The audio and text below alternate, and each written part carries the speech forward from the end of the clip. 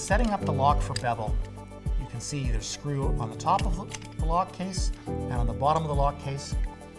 And the way we adjust for bevel is we loosen these off a little bit. And if the door is beveled one way or the other way, we can make an adjustment and then tighten them down.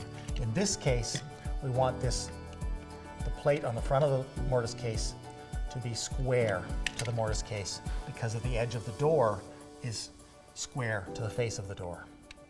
So I'll just gently tighten this down and I will check it with my square. That still needs to be adjusted a little bit.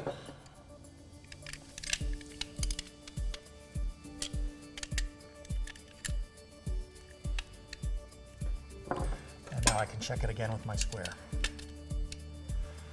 You can see when the square is nice and parallel to the case, then this plate is lined up beautifully square. Just need to tighten it down a little bit more and it's ready to install in the door.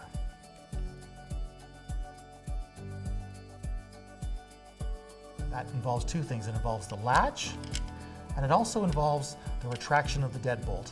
When we operate the handle on the inside of the door, if the deadbolt is extended, it should retract simultaneously with the latch, as well as the latch should be facing in the correct direction. As you can see here, this latch is not facing the right direction, so we're going to fix that first. Looking at the latch, you can see there's a little set screw set into it. I'm going to remove that set screw, turn the latch 180 degrees, and then reinstall the set screw. The first time you remove the set screw, it will be a little bit hard to turn it first because it has Loctite on it. I turn the latch 180 degrees, I put it back onto the lock case, and now I'm ready to drop the set screw back into it.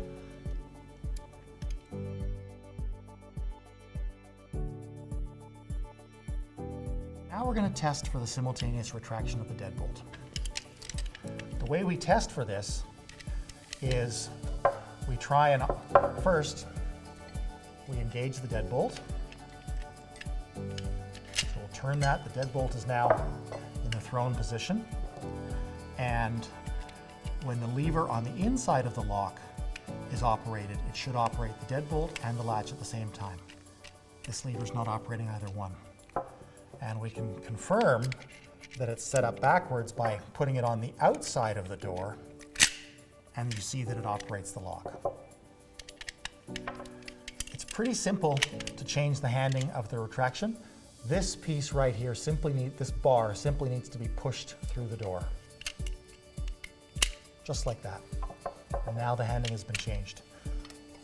We'll confirm that it's been changed by latching the deadbolt, and we will now test to see that it works. There, they both operate.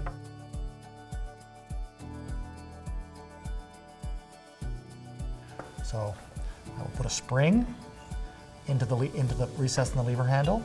I'll put a square spindle in, and I need to install one of the spring boxes. These can be installed this way or this way, depending on the rotation of the door. And it's important to check that they're lined up properly before you install this on the door.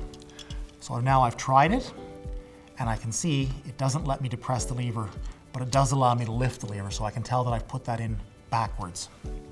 I simply lift it off, spin it around, and drop it back down again. Now I'll test it again. That operates in the correct direction of the door. Now I'm ready to install the trim on the door gently.